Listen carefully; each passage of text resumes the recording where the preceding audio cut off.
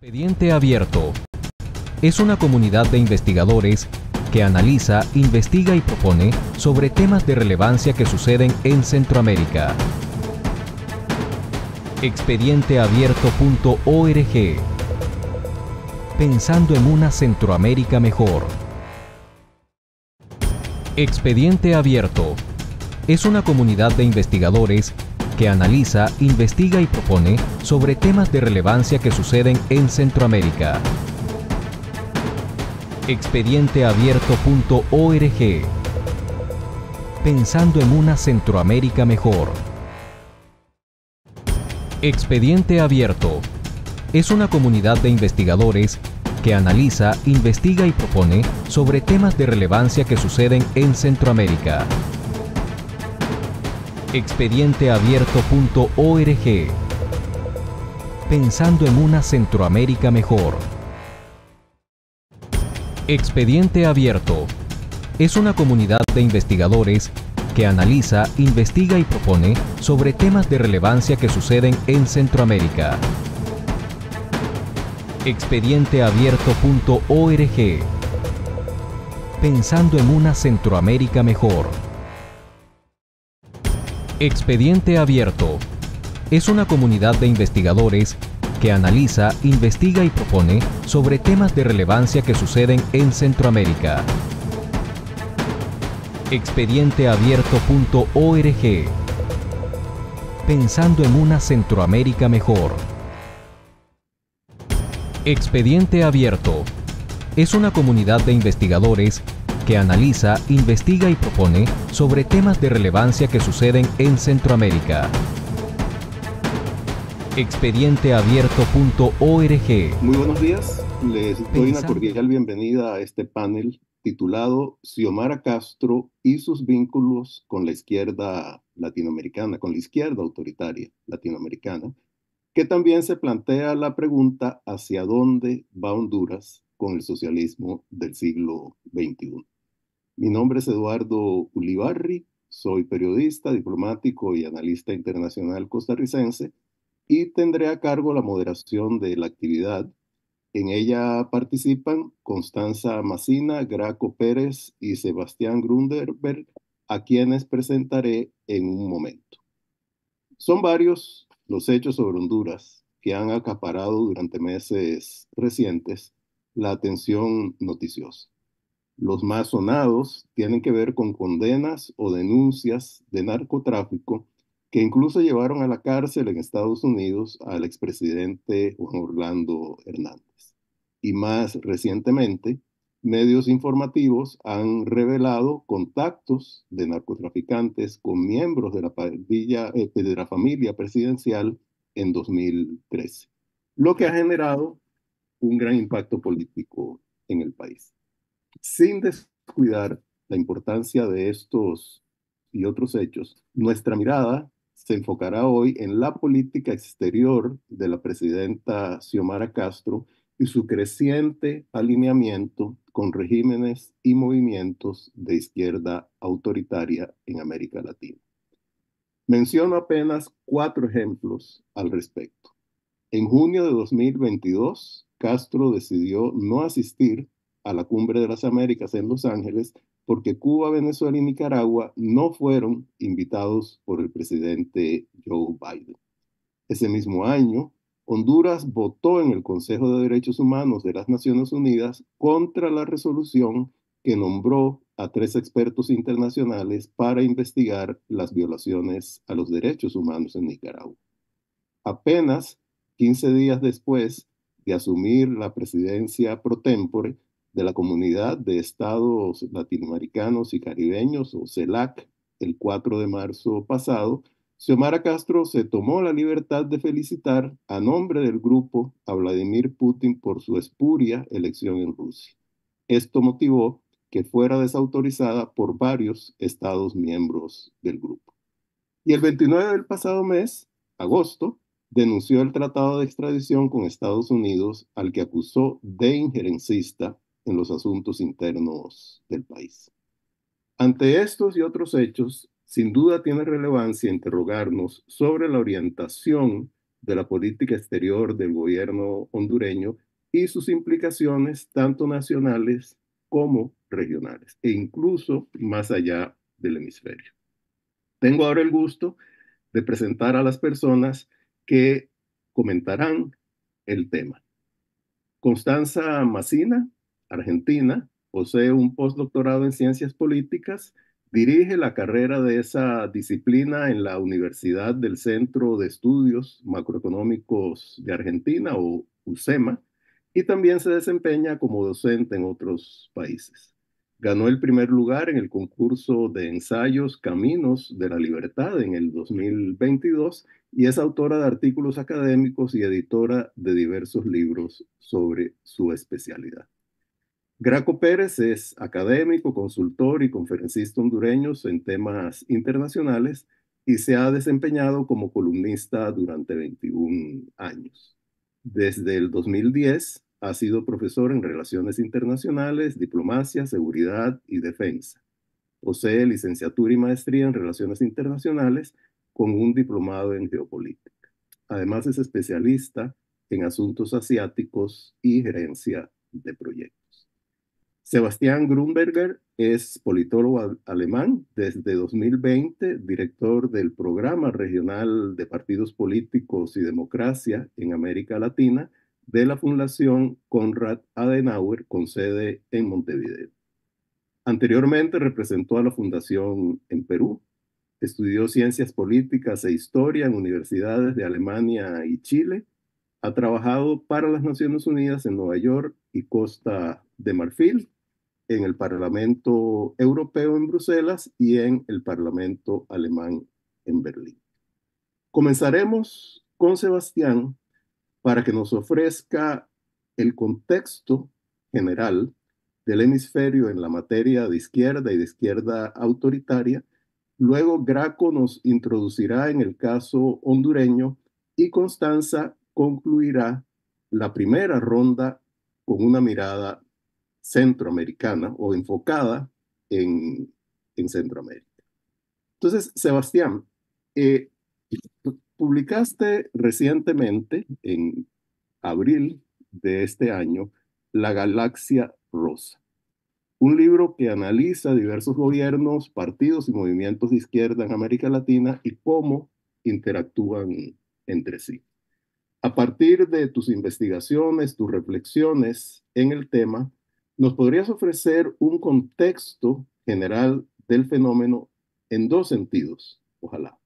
Primero, ¿cuáles son los rasgos distintivos de la izquierda autoritaria en nuestro hemisferio? Y segundo, ¿cómo funcionan sus interacciones y redes de apoyo? Gracias, embajador. Gracias por la oportunidad de estar también aquí a Expediente Abierto, con mucho aprecio.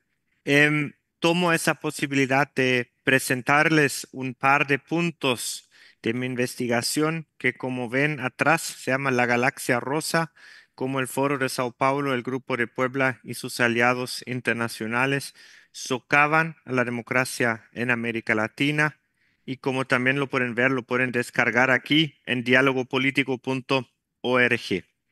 Em, Ahora, la tesis del libro es de que existe en América Latina que eso es un caso de una cooperación autocrática que no solamente es en América Latina, sino que se entiende además de sus fronteras, de que existe una estructura transnacional de actores de izquierda que une a actores democráticamente legítimas con actores autocráticos, dictatoriales. Y la tesis es que en esta alianza, que yo llamo la Galaxia Rosa, que vamos a ver en un segundo, dominan los elementos más autoritarios y así usan toda la estructura para ser una plataforma de apoyo para las dictaduras. Ahora, es una estructura que está siendo estabilizada por actores externos, Rusia, China y Irán, con la cual hay muchas comunicaciones. ¿Por qué se llama galaxia rosa o por qué yo la llamo galaxia rosa? Primero porque rosa. Nos acordamos de que en lo que es la marea rosa, la palabra rosa apuntaba hacia una ambigüedad democrática. ¿A qué me refiero? A que existían en la marea rosa gobiernos que llegaron al poder con una indudable identidad democrática, como es Michelle Bachelet, Tabaré Vázquez, personas socialdemócratas de centro izquierda. Y el otro lado, en el mismo término, también se incluyen personas como Evo Morales, Rafael Correa o Hugo Chávez, que obviamente tienen una vertiente mucho más autocrática y antidemocrática de la izquierda. ¿Y por qué Galaxia? Porque no se sabe muy bien dónde empiezan y dónde terminan sus actores. Es como en la galaxia, algunas estrellas nacen y se mueren, no sabes muy bien dónde inicia, dónde está el fin. Solo hay un par de planetas principales que uno conoce, alrededor de las cuales se están agrupando, digamos, las constelaciones de esta galaxia. Muy interesante con la tesis de que es un actor conjunto, una estructura, esa galaxia rosa, es que justamente en Honduras hemos tenido la primera cumbre oficial de la galaxia rosa a fines de junio, cuando la señora Xiomara Castro invitó a varios de los planetas de esa galaxia que voy a hablar ahora a una cumbre para conmemorar el supuesto golpe de estado del señor Manuel Zelaya, donde la verdad la primera vez vi oficialmente prácticamente todos esos actores que voy a hablar en un mismo lugar, en un mismo espacio, formando un gran espacio conjunto. ¿Quiénes son los principales estrellas de la galaxia rosa? Primero, hay que hablar del Foro de Sao Paulo, que es el que más se conoce, aunque no es del que más se sabe, que de alguna forma es el Big Bang de la galaxia rosa, porque dentro de esto está el origen de que Fidel Castro, un dictador, hace una alianza con Lula da Silva, una persona que se mueve dentro del espacio democrático, porque los dos se entienden juntos como izquierda, por lo cual da igual qué izquierda, lo más importante es que es izquierda. Y esa dictonomía que hoy el Foro de Sao Paulo tiene 12 gobiernos de la región, antes solo tenía uno, la misma dictadura castrista, es lo que define en gran medida la galaxia rosa. El segundo, y si uno quiere, la estrella más nueva de la galaxia es el Grupo de Puebla, a diferencia del Foro de Sao Paulo, que es una unión de partidos y movimientos, es una unión de personajes. em, que de alguna forma nace como un contrapunto al Grupo de Lima. Grupo de Lima quería aislar al régimen de Venezuela, Nicolás Maduro, y llevar Venezuela de vuelta a la democracia, mientras que el Grupo de Puebla desde el primer momento está trabajando para integrar a Maduro, digamos, de vuelta a la comunidad internacional.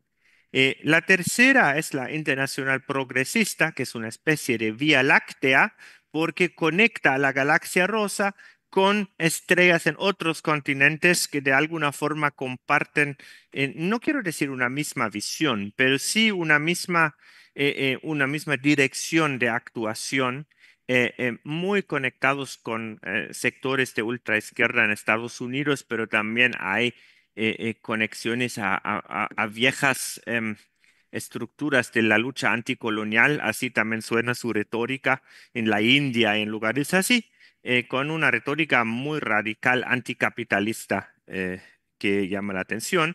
Y la última es CLACSO, el Consejo Latinoamericano de Ciencias Sociales, que si uno quiere decir es un libro de astronomía, ¿no? Es una guía aunque lamentablemente tiene mucho más difusión que la mayoría de la literatura astronómica, porque es una avenida a través de las cuales las narrativas de la galaxia rosa permean el espacio, digamos, universitario.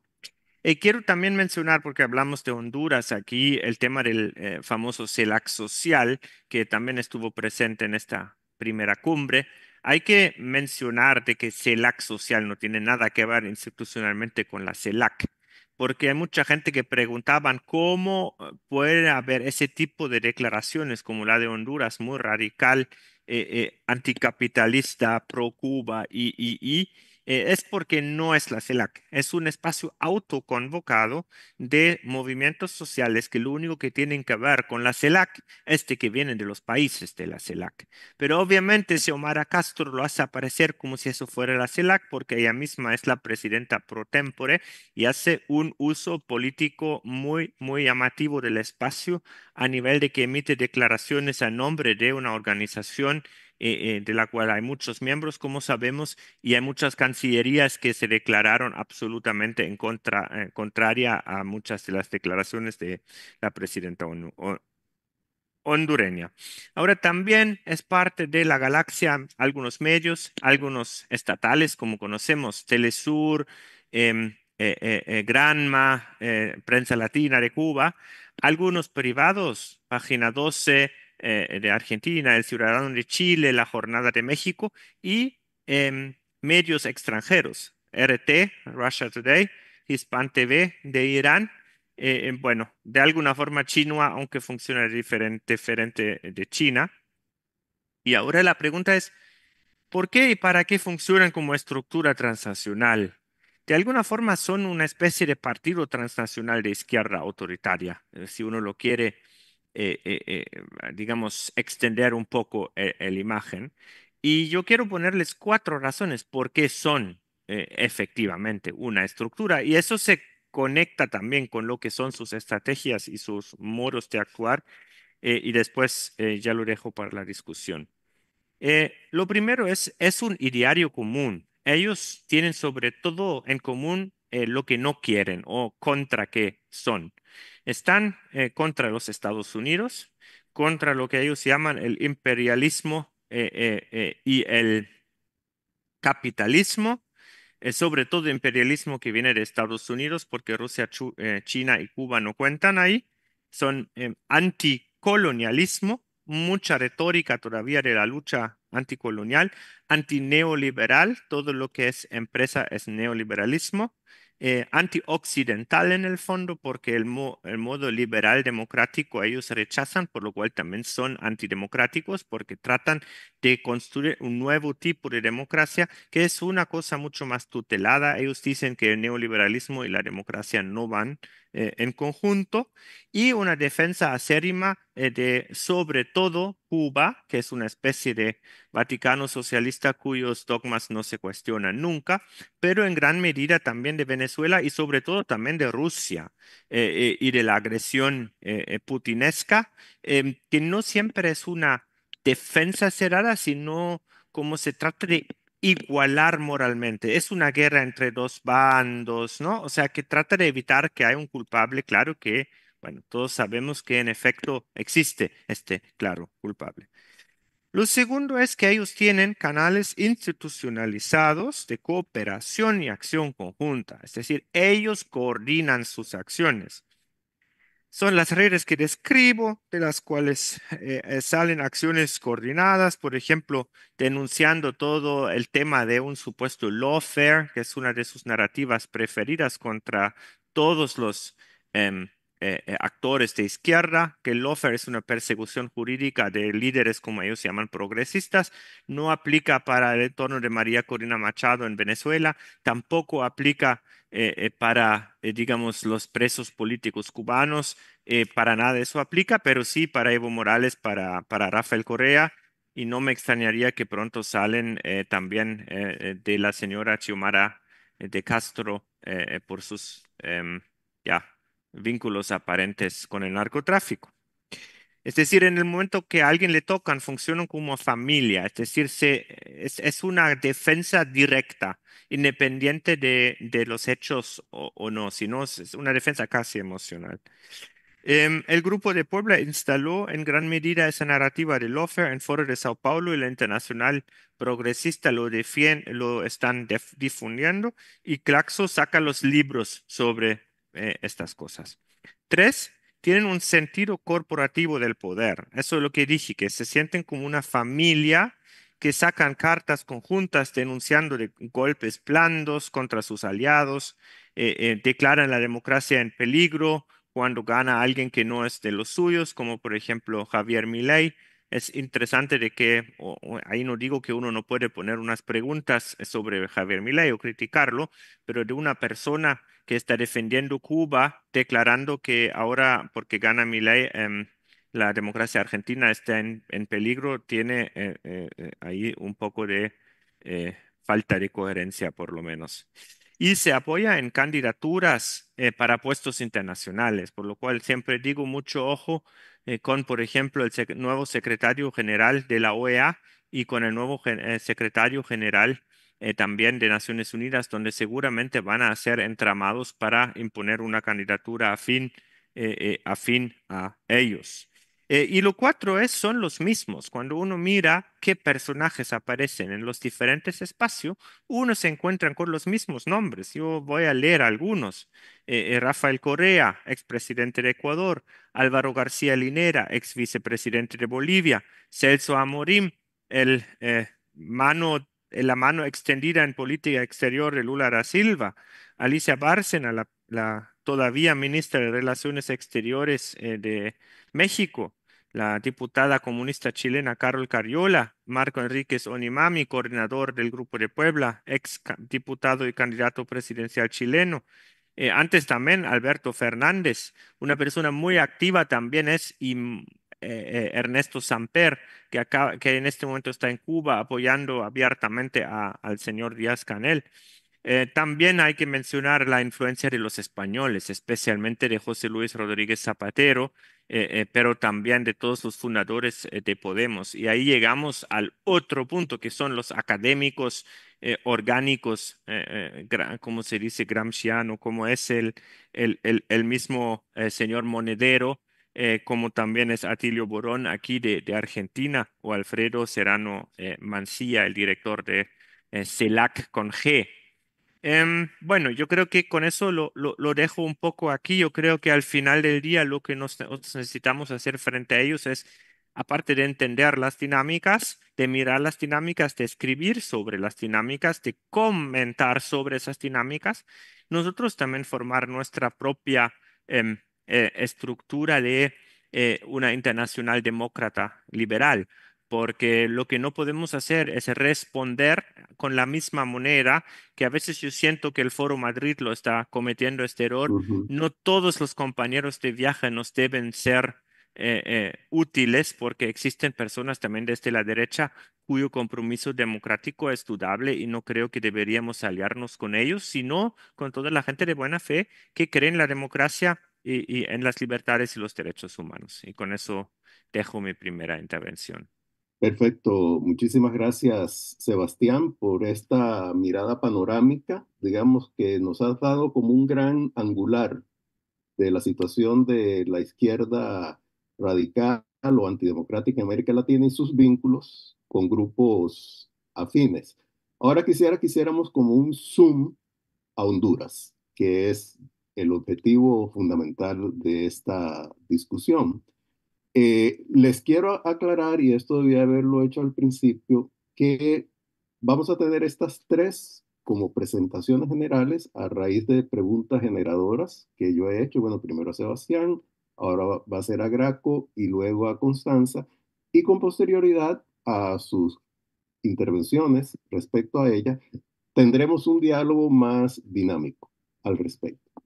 Pero bueno, Graco, en relación con Honduras, lo que te quería consultar es cuáles consideras que han sido los rasgos esenciales y la evolución de la política exterior hondureña desde que la presidenta Xiomara Castro llegó al poder en enero de 2022. ¿Y cuáles diferencias o similitudes identificas en relación entre esa política y la que siguieron gobiernos anteriores? Tal vez los dos gobiernos anteriores de Honduras. Y aprovechando que también ya Sebastián nos dio esta panorámica sobre la izquierda radical, si quisieras hacer algún comentario en cuanto a esas interacciones entre el gobierno hondureño y sectores de la izquierda radical o autoritaria, pues también sería oportuno. Muy buenas, gracias Eduardo por tu presentación y saludos a todos. Sí, yo creo que es importante empezar diciendo que en el caso de Honduras en materia de sus relaciones internacionales y política exterior, no está siendo ejecutada basada en un interés nacional. Desde el primer momento se vio una tendencia a desarrollarla con una visión puramente ideológica, o sea, acercándose a países eh, mm, que han sido cuestionados internacionalmente por el tema antidemocrático, violación de derechos humanos, persecución, falta de libertades. Y en la introducción que hiciste, Eduardo, mencionaste la Cumbre de las Américas, cuando Honduras no asistió, a pesar de haber sido invitada directamente por la vicepresidenta Kamala Harris. Y luego existió una llamada directa a la presidenta Xiomara Castro para que asistiera y tampoco lo hizo.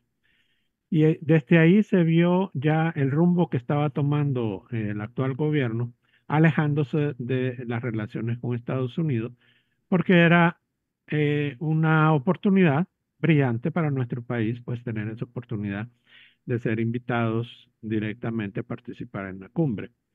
Luego han venido una serie de fricciones, especialmente con la representante de Estados Unidos en nuestro país, creando ese enfriamiento de relaciones y confrontación hasta el grado último, que ha sido pues lo más reciente, cuando la embajadora se expresó en el sentido que le sorprendía ver al entonces ministro de Defensa y al jefe de Estado Mayor Conjunto sentados con personas acusadas eh, de narcotráfico en Venezuela, que era en este caso específico, pues el señor Padrino, arguyendo que había un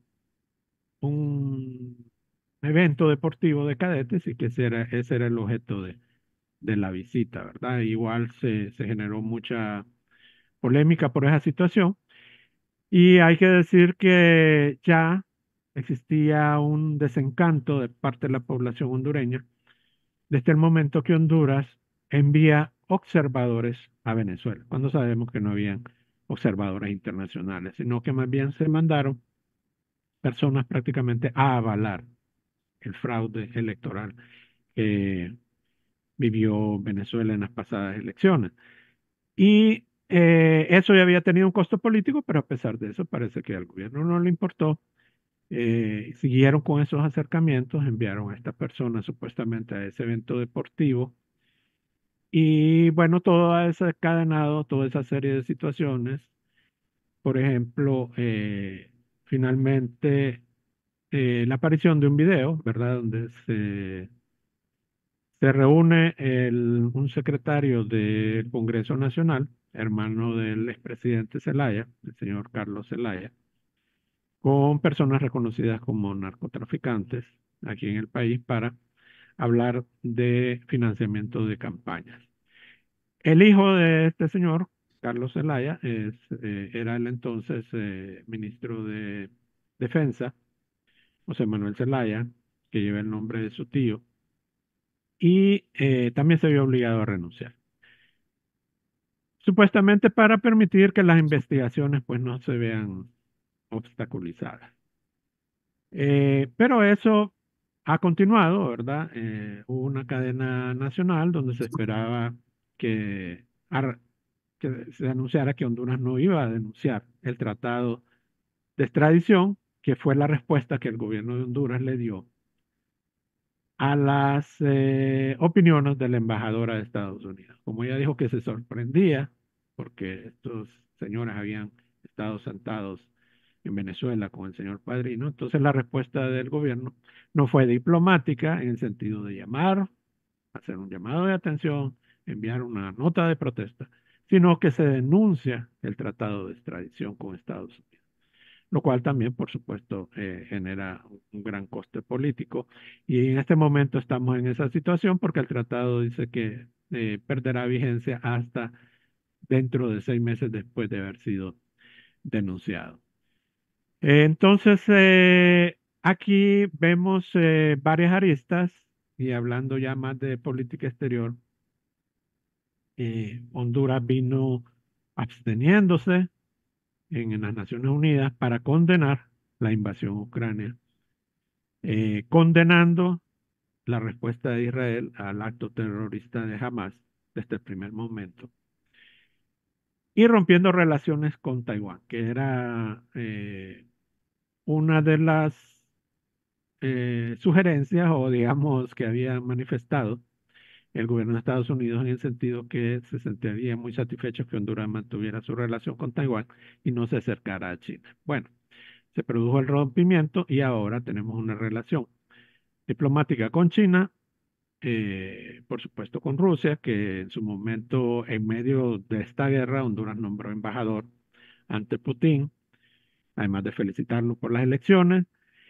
Y estamos viendo todo ese acercamiento y alejamiento con nuestros aliados históricos tradicionales, entiendes, Estados Unidos, Unión Europea y otros países asiáticos. Eh, y esto, en el caso global, ¿no? Y a nivel regional latinoamericano, pues acercamientos evidentes con Venezuela, con Cuba y Nicaragua. Entonces, además de los actores de esta visión que puede tener este foro de Sao Paulo, tenemos también el elemento interno de, del narcotráfico y la presencia de estos países como Venezuela, Cuba y Nicaragua. Y hay que decir aquí que nosotros tenemos elecciones ya el próximo año, internas y primarias, iniciando el año, en el mes de marzo, y generales en el mes de noviembre. Entonces eso todavía agita más el ambiente de nuestro país en el tema electoral y enciende las alertas por la cercanía con estos países que son, pues, evidentemente antidemocráticos y que podrían poner en riesgo que las elecciones en nuestro país sean tan democráticas, transparentes y libres como lo deseamos los hondureños y que finalmente se siga concretando ese plan que es evidente en el sentido de que esta visión que comparten Venezuela, sobre todo en Nicaragua, avance en el territorio hondureño más ah, hacia Estados Unidos y nos sumerja en esa vorágine de países eh, antidemocráticos que cuentan con dictadores y finalmente que sea tan difícil como lo es y lo ha sido en países como Venezuela y Nicaragua, volver a un orden realmente democrático.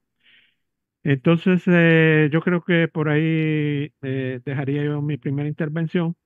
Eh, Creo que he tocado muchas aristas, pero he tratado de dar una visión amplia de todo lo que está ocurriendo en nuestro país, que creo que en este momento está en el ojo no solo de potencias extrarregionales como Rusia y China, que, sino que también de algunos países regionales con una visión del Foro de Sao Paulo y también con una oportunidad que está encontrando el crimen organizado ante el alejamiento de las relaciones con los Estados Unidos.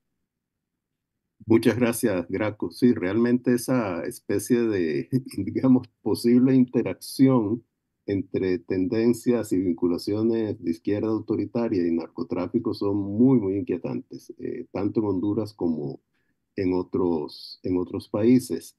Una cosa que quiero comentar para las personas que nos están siguiendo es que quienes nos están siguiendo mediante Zoom, en la parte inferior de la pantalla, en la banda horizontal hay un icono que dice preguntas y respuestas.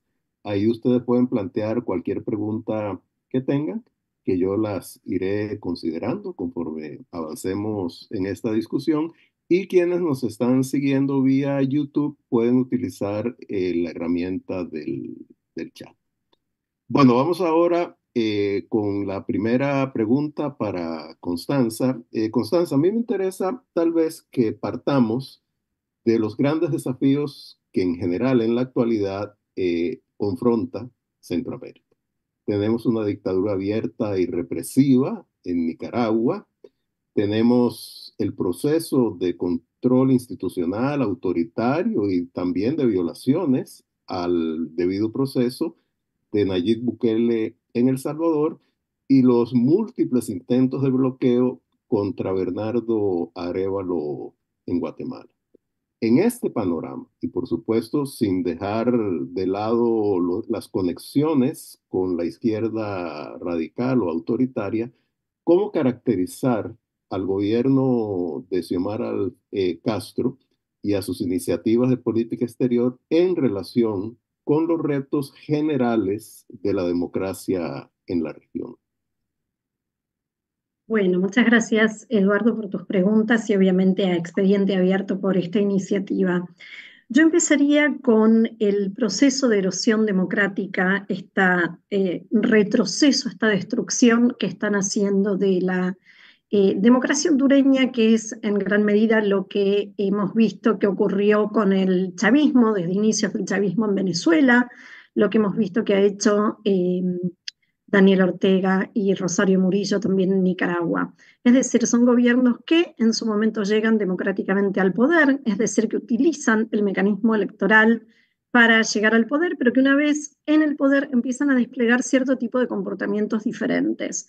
Y todos tienen un rasgo en común y es cómo van erosionando la democracia con lo que nosotros podríamos decir que son tipos populistas, ¿no? Caudillismos populistas latinoamericanos. Entonces, lo primero que hacen es afectar la cultura pluralista, las libertades, el respeto, la tolerancia y obviamente las instituciones que promueven la limitación del poder y la rendición de cuentas.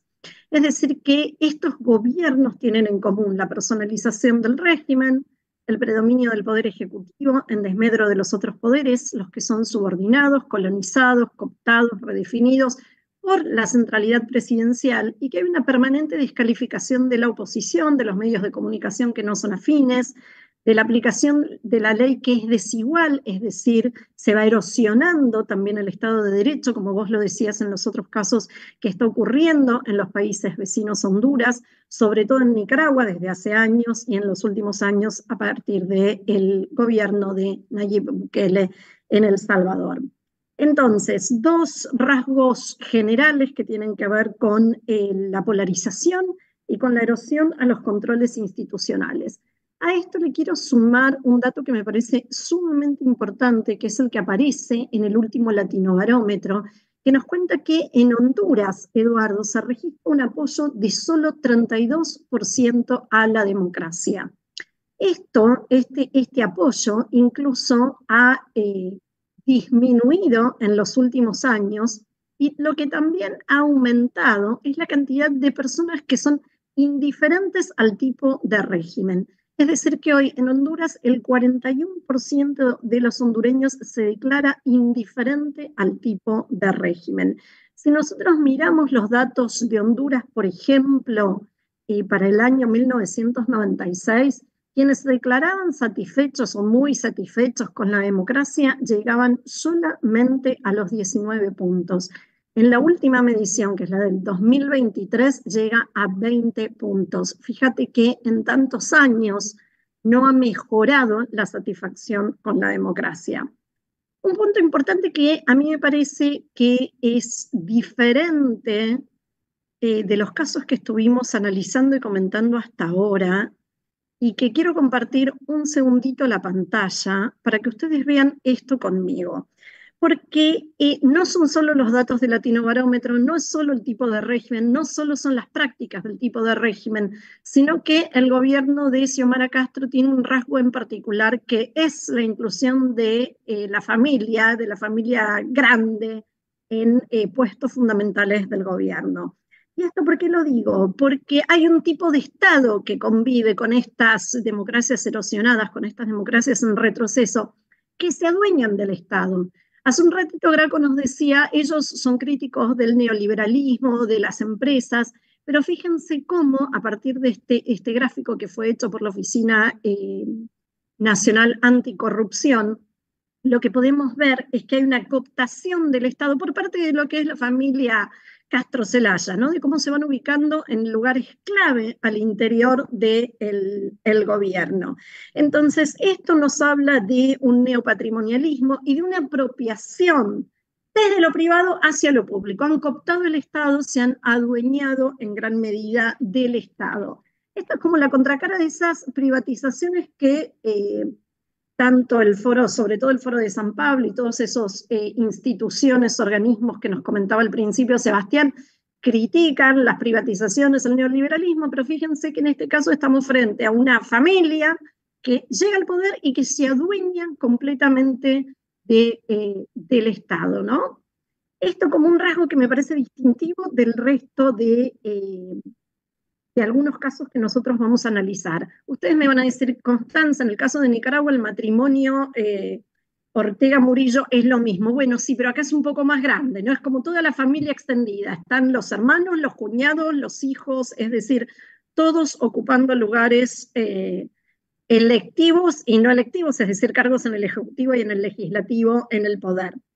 La segunda cuestión la señaló Graco, que me parece muy importante y decirlo con todas las letras, ¿no? Porque no es solo esta alianza de las izquierdas, es alianza de narcodictaduras, porque hoy Nicolás Maduro es un narcodictador.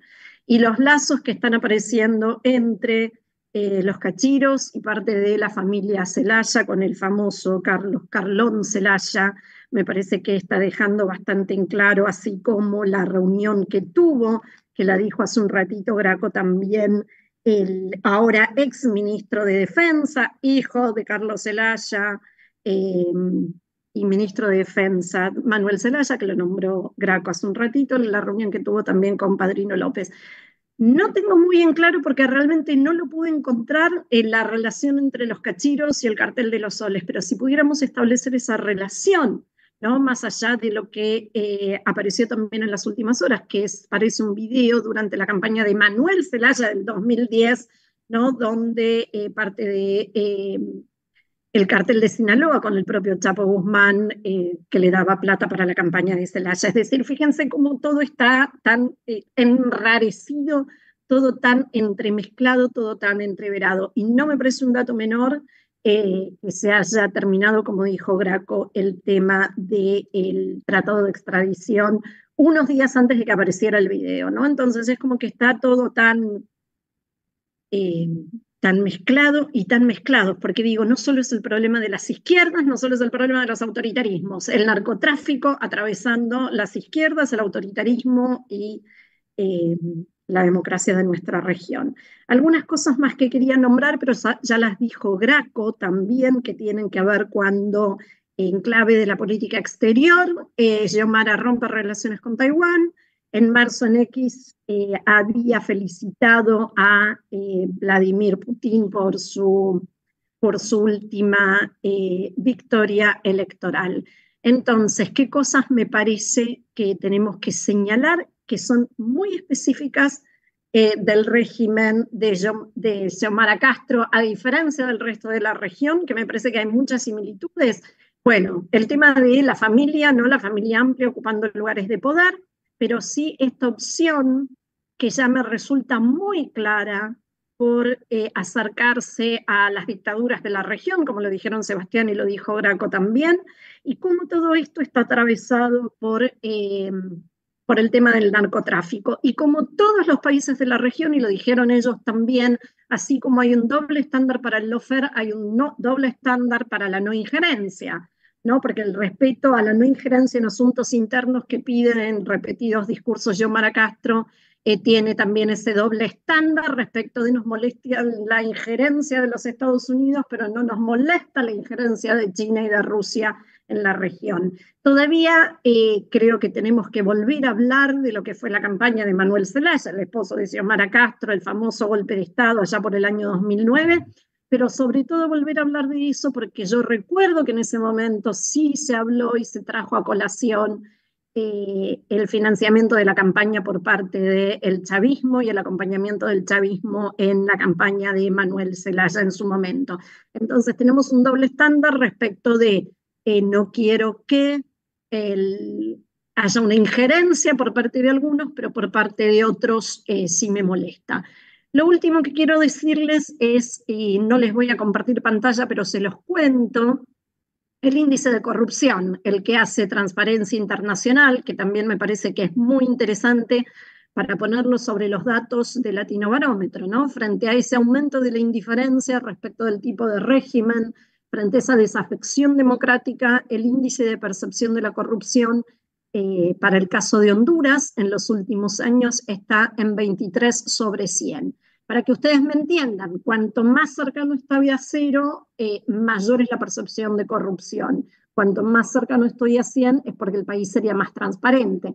Por ejemplo, Dinamarca aparece como el más transparente con 90 puntos. En el caso de Honduras, el índice de percepción de la corrupción me habla de 23 puntos y Honduras se ubica en el lugar 157 sobre los 180 que mide el ranking. Entonces, si yo pongo, ¿no?, la desafección con la democracia al lado del índice de corrupción, también me dice mucho de la percepción ciudadana acerca de lo que han sido los gobiernos de Honduras de los últimos años. Obviamente me hice un capítulo aparte, lo que ya dijo Graco también, la condena a Juan Orlando Hernández, y que ocupó 2 veces, ¿no?, por 2 periodos la presidencia, y todo ese escándalo. Pero bueno, un gobierno como el de Xiomara, que justamente quería llegar como para terminar, ¿no?, con el problema de la inseguridad y demás, parece que al final del día está más cercano a los carteles que lo que los ciudadanos justamente habían votado. Así que bueno, no quiero repetir mucho más lo que ya dijeron tanto Sebastián como Graco y lo dejo abierto para otras preguntas, Eduardo. Muchísimas gracias, Constanza. Quería nada más consultarles a Graco, a Sebastián y a ti también, Constanza, si hasta este momento quieren hacer algún comentario sobre algo que haya planteado alguno de los otros compañeros o la compañera de panel, para si no, entonces yo pasar algunas otras preguntas. Sí, adelante, Sebastián. Solo muy brevemente porque hablaron de lo distintivo de la señora Xiomara. em, que eso no es algo solo distintivo de ella, pero me parece una manera extremadamente em, insolente de cooptar todos los espacios internacionales para su agenda. O sea, eso lo conocemos de países con mucho dinero, como Venezuela, con Brasil en su momento, pero de un país tan pobre como Honduras, de incurrir en ese tipo de esquemas, más allá de una mera participación o apoyo, tratar de ser como una locomotora de estos espacios, eso me parece novedoso, y me parece que es algo que hay que llamar la atención. Yo no recuerdo un presidente pro tempore CELAC que se haya dado ese tipo de No, atribuciones en nombre de la organización, con lo cual obviamente destruye un pedazo de internacionalidad, eh, digamos, latinoamericana, institucionalidad internacional. Sí.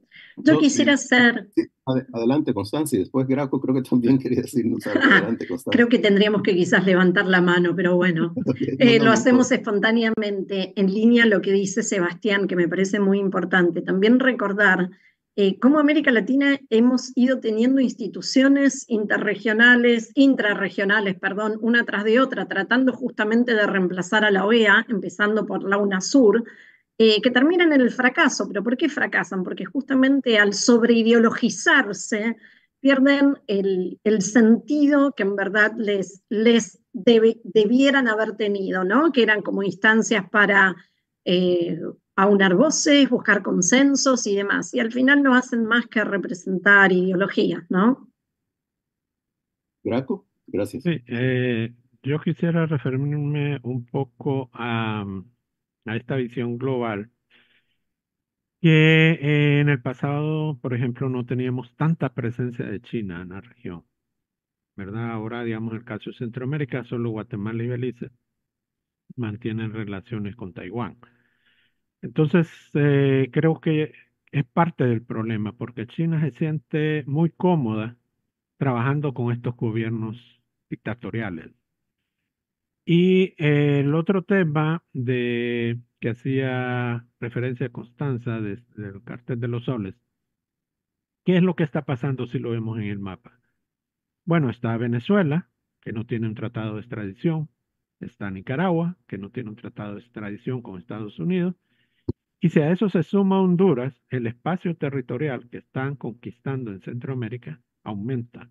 Entonces desaparecería ese triángulo que en su momento fue virtuoso, digamos, de lucha contra el crimen organizado, donde Estados Unidos estaba en un ángulo, Honduras en el centro y Colombia al otro extremo.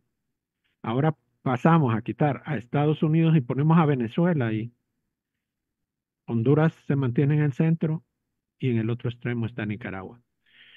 Entonces eso significa un tema geopolítico muy grande y mencionar también que en el caso de Nicaragua, creo que China le está apostando mucho a tener su base ahí en Nicaragua. Está ya acordado la construcción de un aeropuerto a 58 kilómetros de Managua.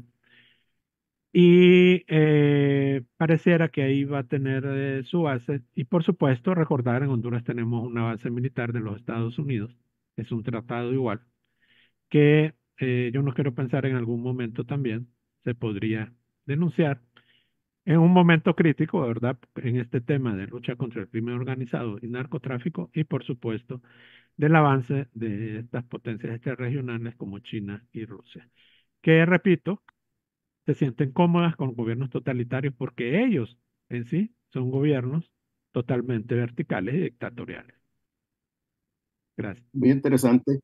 Yo quisiera nada más hacer un apunte, que este tema de no contar con tratados de extradición es algo que se presta para una impunidad generalizada, o sea, no solo narcotráfico y no solo desde Claro. una perspectiva ideológica. Recordemos que Nicaragua se ha convertido en una especie de guarida de perseguidos no políticamente, sino por la justicia de sus países. Mauricio Funes, el expresidente salvadoreño, Salvador Sánchez Serén también es presidente salvadoreño, y Ricardo Martinelli, que está asilado en la Embajada de Nicaragua en Panamá, después de haber sido ratificada su condena por la Corte Suprema panameña. Entonces estamos ante un panorama que incluso excede, aunque sin duda tiene esa connotación, lo geopolítico y se inscribe en un problema de impunidad que es algo que ha pues abatido tanto a nuestros países durante tanto tiempo. Yo quisiera ahora tal vez regresar a Honduras en este sentido. Bueno, tenemos a partir de las exposiciones que ustedes han hecho, por un lado, una cultura democrática deteriorada, de lo cual dan cuenta esos índices o esos estados de opinión revelados por el Latino Barómetro. Tenemos lo que podríamos llamar una especie de estado patrimonial o plagado de nepotismo, con la familia metida, la familia Celaya Castro, Castro Celaya, con distintas ramas introducidas en estamentos del poder y probablemente también en algunos ámbitos empresariales, eso no lo tengo muy claro. Tenemos un tema de narcotráfico, penetración de narcotráfico, tenemos un tema de corrupción documentado por la percepción de corrupción en los estudios de transparencia internacional. Toda esta, llamemos todo este cóctel, y quisiera comenzar planteándote la pregunta, Graco, ¿cómo afecta el desarrollo hondureño y cómo ese alineamiento creciente del gobierno de Honduras con la izquierda autoritaria afecta lo que pueden ser fuentes de inversión, fuentes para las exportaciones, turismo, etcétera? ¿Cómo está o cómo puede llegar esto a repercutir ya en las condiciones de vida más básicas de la población? Bueno, ya nos ha estado pasando factura esta situación, un alto costo, por supuesto, en temas de inversión, la imagen internacional del país muy deteriorada, eh, la inseguridad jurídica que eso implica, ¿verdad? No vivir en un país con instituciones sólidas, por supuesto, la seguridad ciudadana, el tema de, por ejemplo, la salida de algunos órganos de arbitraje que son atractivos para los inversionistas, como el CIADI. Honduras lo abandonó y donde están la mayoría de países del mundo, incluso China, pero Ujú, Honduras decidió salirse. Eh, Temas como decía, la inseguridad para las inversiones, está pendiente por ahí el tema de las sedes, de protección de capitales. Entonces, nos hemos convertido en un país poco atractivo para las inversiones y eso se refleja en los índices de migración, principalmente, que eso es una preocupación, por supuesto, muy grande a nivel interno por temas de seguridad, por el desmembramiento de las familias, pero también es un tema que Estados Unidos considera como seguridad nacional, la migración irregular. Y luego tenemos aumento de la pobreza, por supuesto, por falta de generación de empleo, desencanto de los jóvenes profesionales que buscan oportunidades. Y en fin, en todo, el turismo mínimo, e incluso la cooperación. Entonces la situación económica del país realmente se está viendo muy deteriorada. Yo creo que eso abre un espacio también para el populismo, porque como les mencionaba, el próximo año tenemos elecciones ujú, y eso no quiere decir que no existan recursos en el país, porque no se están ejecutando los presupuestos anuales.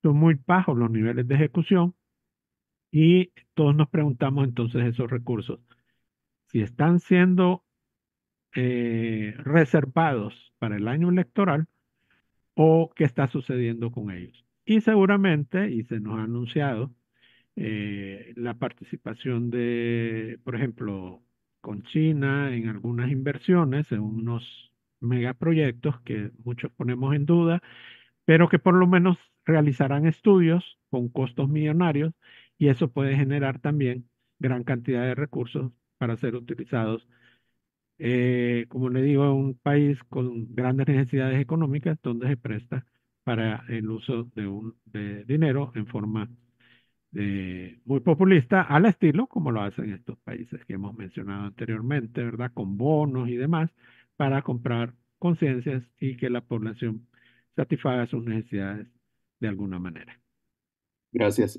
Quisiera ahora, Sebastián, a partir de algo que dijiste y también de tus investigaciones sobre democracia en América Latina, plantearte lo siguiente. Bueno, ya te referiste a lo importante que sería ante esa especie de internacional de izquierda autoritaria que es difusa y que tiene distintos ámbitos, pues tratar por lo menos de concertar una especie de internacional o de acuerdo, de convergencia, ojalá orgánica, de movimientos democráticos y liberales. No estoy hablando de derecha, ¿verdad?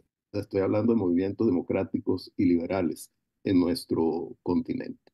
Aparte de esa idea, que me gustaría si pudieras elaborarlo un poquitito más, ¿qué otro tipo de iniciativas es importante promover para fortalecer la democracia? Sobre todo cuando vemos ese tipo de índices perdón,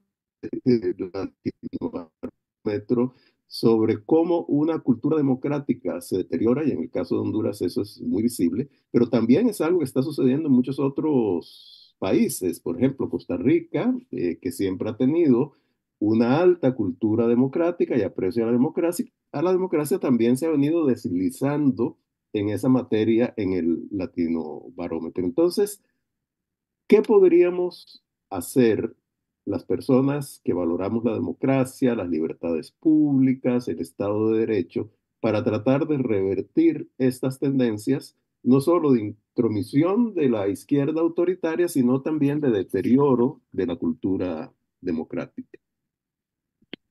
Embajador, si yo tuviera la respuesta precisa a su pregunta, yo no estaría trabajando en una fundación alemana. Sería No, el ya. consultor mejor pagado de América Latina y estaría en otro nivel, ¿ya? Pero con mucho gusto le voy a dar unas Una apreciaciones. respuesta imprecisa, digamos, por lo menos. Mía, yo quiero señalar una cosa antes, ¿no? Nosotros hablamos mucho del deterioro democrático. Usted también lo ha mencionado de los latinobarómetros y de todo eso, y creo que es un hecho, ¿no? De hecho, en la revista The Economist constata de que ninguna región ha retrocedido más en calidad democrática que América Latina durante los últimos 20 años. En los últimos 20 años, sobre todo, ha habido en Latinoamérica gobiernos de izquierda. Punto. Hay una relación, porque no ha sido una izquierda democrática, ha sido una izquierda filo autoritaria o abiertamente autoritaria, que se ha encargado de entrar a las instituciones para socavar y destruirle desde adentro. Eso lo hemos visto en Ecuador, en Bolivia, esos son como los casos clásicos, pero también lo estamos actualmente viendo, por ejemplo, en México y de alguna manera con más Sí, resistencia en Colombia. No puedo decir que estos son dictadores o que son regímenes autocráticos, pero son regímenes híbridos que no tienen mucho respeto por los contrapesos institucionales y por la independencia institucional. ¿Ah? Desde la derecha tenemos el caso de El Salvador. También de alguna forma teníamos el caso de Bolsonaro, que también se ha peleado con las instituciones y les trató de alinear. Bueno, con efectos diferentes, em, también con contrapesos institucionales fuertes, porque por mucho que trato de socavar, depende mucho cómo está el resto del país, ¿no? No. Digamos, un país donde un solo tiene todo el poder, digamos, fuera de las dictaduras, no existe en América Latina. Ahora, ¿qué hay que hacer? Yo creo que de entrada tenemos que a veces entenderlos mejor, eso estoy tratando de hacer. O sea, la enfermedad que uno diagnostica, uno puede curar.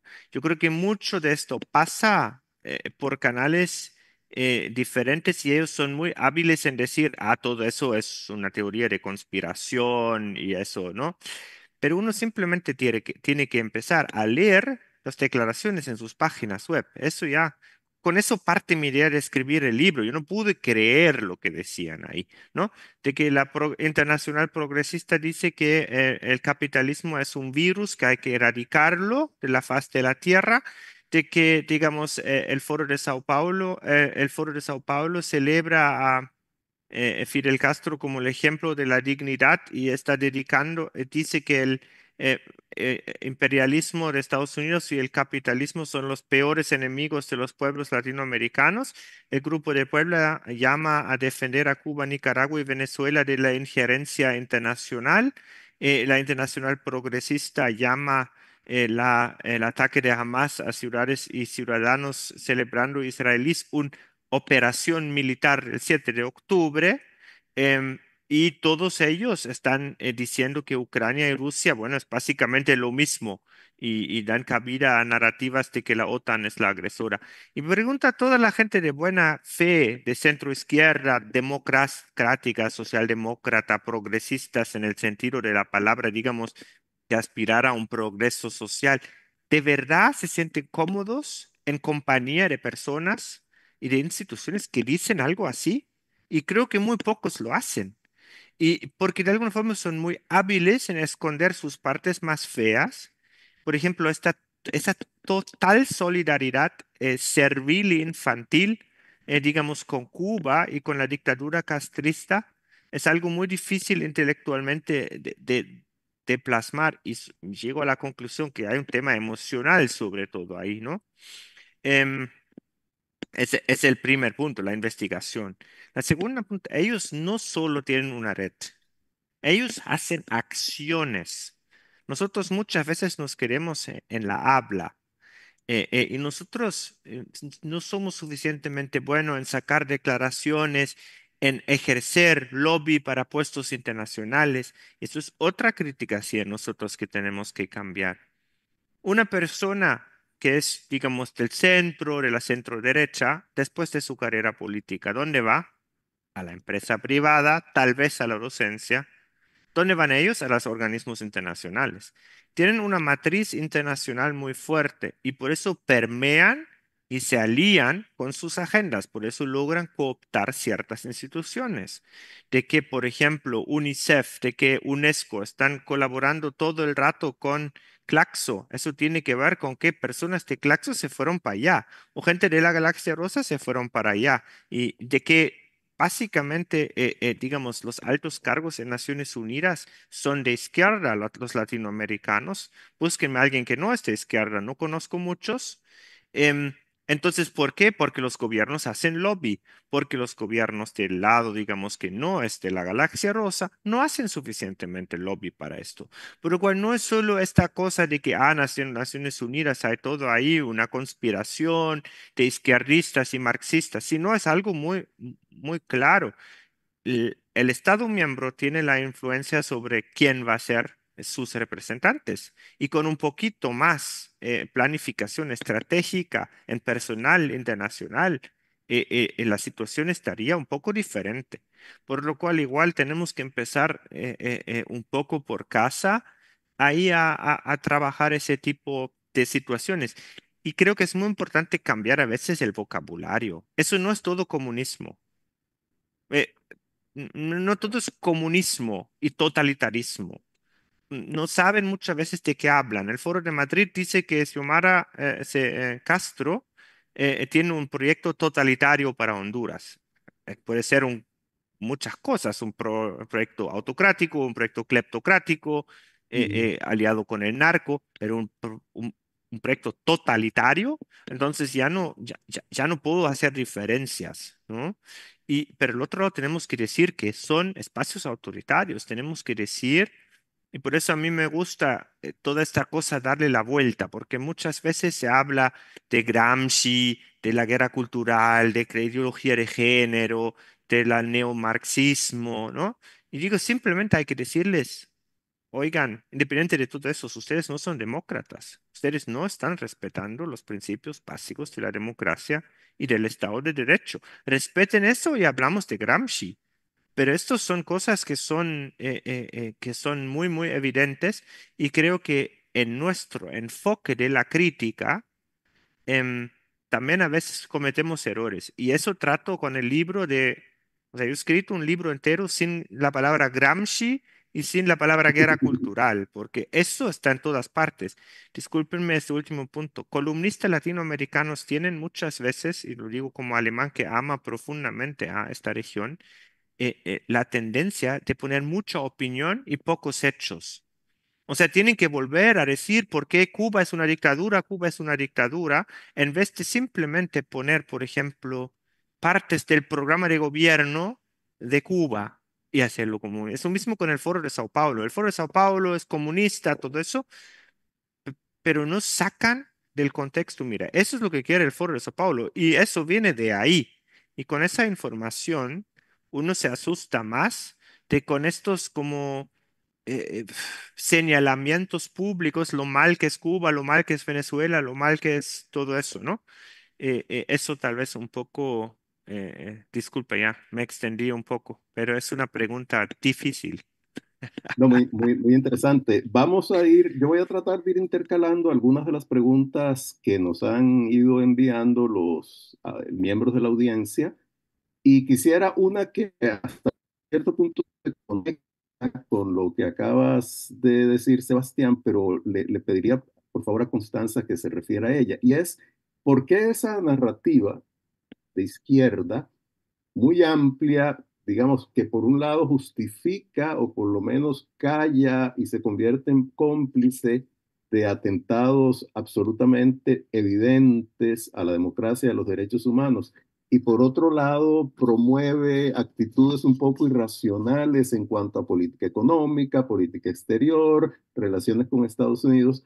¿Por qué esa narrativa o ese relato ha sido eficaz? O sea, ¿qué elementos hay ahí? Ya Sebastián habló del factor emocional en cuanto a la dictadura o el apego a la dictadura cubana, pero ¿qué otros elementos podría haber ahí que expliquen el atractivo, por lo menos para algunos sectores de la población? Porque tampoco podemos generalizar, ¿verdad? Si el atractivo fuera total, todos los países de América Latina estarían en gobiernos de izquierda, pero no es así. Pero el atractivo para ciertos sectores, ¿en qué se basará? Bueno, retomo, muchas gracias Eduardo, retomo desde el lado emocional, pero a Sebastián no le gusta decir narrativa. Yo voy a decirle esta retórica que Relato, tiene digamos. el relato, el Relato. relato que tiene la izquierda. Y hace poco escribí un artículo que hablaba justamente de este manto de piedad que cubre a las izquierdas latinoamericanas, ¿no? Donde los éxitos siempre son de ellos y los fracasos son de otros. Y el primer éxito que ellos han tenido es lograr, Sebastián, que gobiernos autoritarios no sean llamados dictaduras, porque para la izquierda la dictadura es el producto de un golpe de Estado. Entonces, en tanto en Venezuela y en Nicaragua, tanto Chávez, ¿no? Sobre todo empiezo con Chávez, el Chávez del 99 y el Ortega del 2007, llegan a través de elecciones bastante libres y competitivas. No voy a hacer referencia a la elección del 2007, el pacto que había hecho Ortega para bajar, ¿no?, el piso electoral y demás en Nicaragua, pero sí para pensar que cómo se da esta erosión democrática desde adentro, con esto que Sebastián decía, los híbridos, que a mí me gusta llamarlo grises. Porque la narrativa de la izquierda es blanco, negro, buenos y malos, donde ellos son siempre los buenos y donde obviamente los dictadores son los otros. Por lo tanto, los dictadores son siempre de derecha. Los grises lo que nos permiten es ver la erosión democrática y cómo llegamos a estos gobiernos autoritarios ya desde adentro y de a poco, ¿no? Cómo van cancelando a la propia democracia, pero sin el golpe de Estado. En Argentina no, siempre seguimos con lo del 24 de marzo del 76, pero hay un día, yo le puedo poner una fecha en la cual ustedes me digan, a partir de este día empieza la dictadura de Chávez, que después continúa obviamente Maduro, o a partir de este día empieza la dictadura de Ortega. ¿Cuándo es la dictadura de Ortega? ¿Sí? Cuando reprime en el 2018, cuando encarcela a los opositores el año pasado, ¿cuándo? ¿No? ¿O fue 10 años antes? Entonces, el primer punto que acá me parece, Eduardo, es hay un proceso de aprendizaje de la izquierda, ¿no? De ese Vaticano, como decía Sebastián, que es el castrismo. Vos fíjate que Chávez intenta llegar al poder a través del golpe de Estado en los 90, no lo logra. Ortega viene de la revolución sandinista del 79 y ambos terminan convirtiéndose a través de esa democracia que les permitió llegar al poder en peores dictadores, ¿no?, que el propio somocismo, digo. Para mí Ortega es mucho peor que el propio somocismo que él supuestamente había terminado en la revolución sandinista del 79. Y ahora está el factor histórico. Yo creo que la narrativa latinoamericana antiimperialista, anti-yanqui, empieza en un librito que a mí lo recomiendo siempre, que se llama Ariel, que es de José Enrique Rodó, que es un uruguayo, para vos, Sebas, que estás ahí en Uruguay, un uruguayo que en 1902, 1904, terminada la guerra por la independencia de Cuba, empieza, ¿no?, con esta narrativa de nosotros somos moralmente mejores que los norteamericanos, que tienen ese consumismo exacerbado. Y yo creo que de ahí para acá, ¿no? Esto, pensamos, 1902, 2005, la Cumbre de las Américas en Mar del Plata, ustedes se acuerdan, con la Contracumbre de los Pueblos, donde estaban Néstor, donde estaba Evo, donde fue Maradona. Ahí al lado de Chávez están los videos, les juro que por favor están los videos, mírenlos. Donde está Maradona con Chávez diciendo fuera Bush, ¿no? Bueno, al fuera Bush, 20 años después tenemos lo que decía Graco, tenemos a China que tiene plata y que no condiciona los préstamos, te presta plata.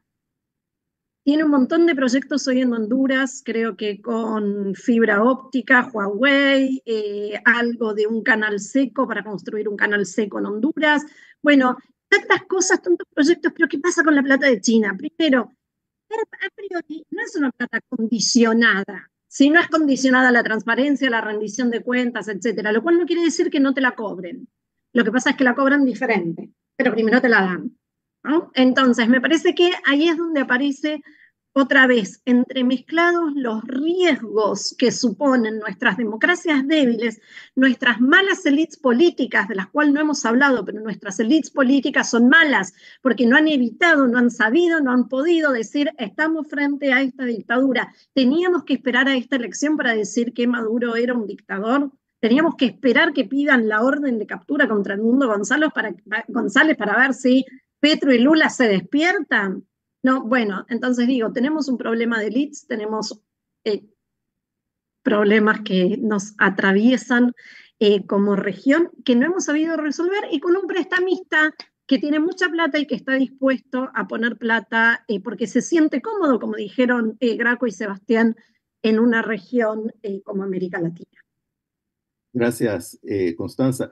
No puedo resistir a la tentación de decir que realmente en Venezuela lo que ha habido es un golpe de Estado contra la soberanía popular expresada en las urnas, o sea, ni más ni menos, ¿verdad?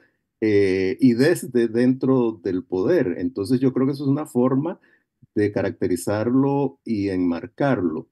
Ahora, volvamos a Honduras. Hay una pregunta dirigida a Graco de una hondureña que pregunta qué puede pasar en Honduras si en las elecciones de noviembre del próximo año ellos, dice, supongo que se refiere al partido y al movimiento de Xiomara Castro y de Mel Zelaya, etcétera, ganan en buena lid. Pero ¿qué pasa si hay fraude? Y yo quisiera introducir un elemento que creo que no hemos comentado y fue que la crisis política que condujo a la salida de Zelaya del poder en el 2009 en realidad se disparó por sus intentos de establecer lo que era como una segunda urna o una cuarta, digamos, en las elecciones o una eventual asamblea constituyente. Y creo que Zelaya ha mantenido esa idea. Entonces, nada más lo introduzco en la pregunta de tu conterránea Graco para que por favor te refieras al tema. Sí, gracias. Vamos a ver. Yo mencioné cómo el gobierno de Xiomara Castro de Zelaya, ha estado desde su primer día desarrollando un plan y lo ha seguido a toda costa, adaptándolo de acuerdo a las circunstancias y tomando ventaja de cada una de esas circunstancias. Yo no creo que aquí sea un tema de respetar las urnas, no es un tema de democracia, aquí es un tema de mantenerse en el poder a todas costas. Y porque se han sacrificado políticamente y las encuestas más recientes pues señalan que ha venido una caída y más de popularidad en estos últimos días por las acciones que ha tomado. Entonces, yo creo que aquí tenemos un gran reto para primero ir a las elecciones, porque sí se manejan algunas retóricas sobre ese tema desde los mismos políticos y siempre se menciona esta confrontación con la Embajada de Estados Unidos en el sentido que no solo es injerencia, es una amenaza externa, ¿verdad? A la seguridad, es una amenaza a la democracia, Ent- eh, dándole totalmente vuelta a la realidad. Entonces, yo creo que bajo ese escenario, primero tenemos un gran reto para llegar a las elecciones. Y de llegar a las elecciones, antes que no se produzca un autogolpe, porque aquí se habla siempre de golpe de Estado, de fantasma del 2009, no llegar a un autogolpe, que no exista fraude electoral y que no existe una constituyente, porque esas creo que son las tres salidas que se están planteando por parte de los asesores internacionales que tiene el actual gobierno, porque esto no lo había mencionado, pero aquí estamos llenos de asesores venezolanos, cubanos, nicaragüenses. Entonces, creo que el primer gran reto es llegar a las elecciones y luego asegurar que esas elecciones sean libres, democráticas. Y aquí creo nuevamente que juega un gran papel la comunidad internacional, porque si en ocasiones anteriores ha habido observación, es cierto, pero casi es solo observación del día electoral, no es todo el proceso. Y durante ese proceso se están gestando muchas acciones. De hecho, al día de hoy, que el próximo domingo ya se están convocando a las elecciones internas, no se ha aprobado el presupuesto para esas elecciones internas. Entonces hay una gran discusión en el Poder Legislativo sobre esa temática, qué implicaciones puede tener. Y generalmente esto se lleva al límite para hacer compras directas, favorecer a personas y en este caso creo yo a empresas que incluso se han manejado, podrían ser las mismas que manejaron algunos temas en Venezuela o considero algunas empresas de origen chino. Entonces, tenemos ese gran reto, la comunidad internacional. Yo pienso que los políticos están en este momento discutiendo temas puramente electoreros y tratando de atraer votantes, pero no le están haciendo frente al tema principal que es la protección de las elecciones. Entonces ahí necesitamos, mire, libre el partido del expresidente Zelaya y de su esposa, la presidenta actual, Xiomara Castro, es están en el poder porque en las elecciones pasadas se hablaba de un fraude, pero también ha trascendido que la participación de Estados Unidos y la cooperación internacional impidió que se llevara a cabo todo un plan para manipular los resultados electorales. Entonces Libre sabe que el único que lo puede detener aquí es precisamente esos países que le permitieron llegar al poder, y en este caso al frente, por supuesto, Estados Unidos. Y esa es parte de la retórica para tratar de que Estados Unidos se mantenga lo más lejano del país y en un momento determinado, pues solo contar con prácticamente observadores de esos países afines como Venezuela, Cuba, Nicaragua, la misma China y demás.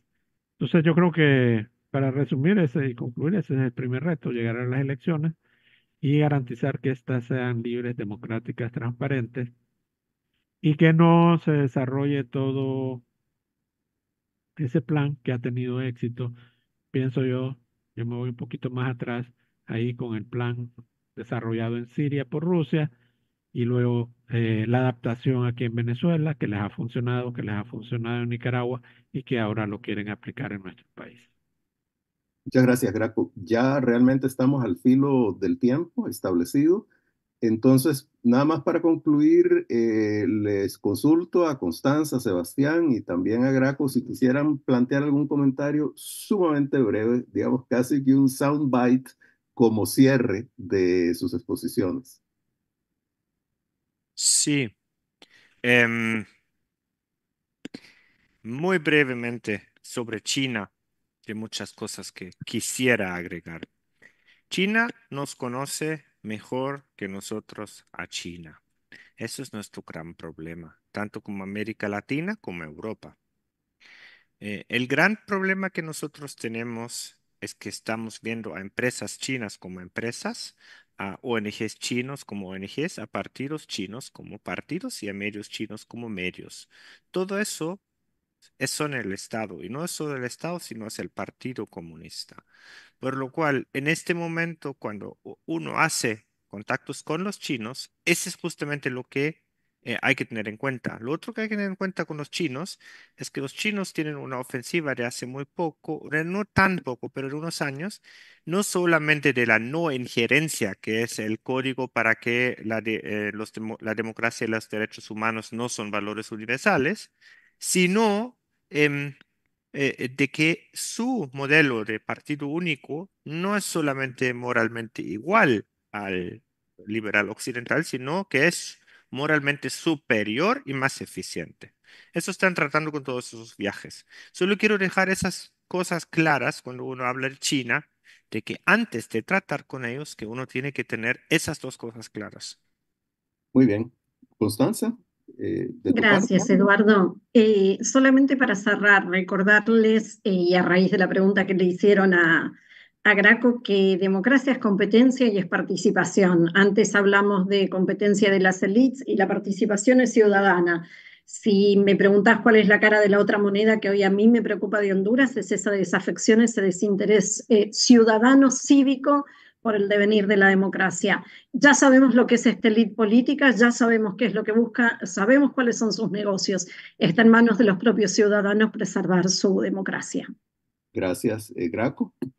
Sí, solo cerrar diciendo, y en la línea de Constanza, que yo pienso que todavía aquí somos muy ingenuos en Honduras, pensando que una votación masiva va a evitar el fraude y va a asegurar la democracia. Yo creo que la mejor muestra la tenemos en Venezuela. Ha habido una votación masiva, hay protestas masivas, pero no se respeta el derecho de los ciudadanos a elegir. Y se ha implantado una dictadura con el señor Maduro. Entonces yo creo que nuestros políticos también todavía son muy ingenuos y tenemos que abrirnos a la realidad que está viviendo el mundo. Muchas gracias. Bueno, gracias. Bueno, creo que ha sido un intercambio muy esclarecedor, al menos para mí. Deseo agradecerles profundamente a Constanza Massina, a Sebastián Grunberger, a Graco Pérez y por supuesto a Expediente Abierto por la hospitalidad y la organización, y más aún a quienes nos han seguido y nos seguirán tal vez a futuro por los canales ya sea de Zoom y de YouTube. Así que muy buenos días o muy buenas tardes, según el caso, y lo mejor para todos, para la democracia. Muchas gracias a ustedes. Gracias. Es una comunidad de investigadores que analiza, investiga y propone sobre temas de relevancia que suceden en Centroamérica. Expedienteabierto.org. Pensando en una Centroamérica mejor. Expediente Abierto es una comunidad de investigadores que analiza, investiga y propone sobre temas de relevancia que suceden en Centroamérica. Expedienteabierto.org. Pensando en una Centroamérica mejor. Expediente Abierto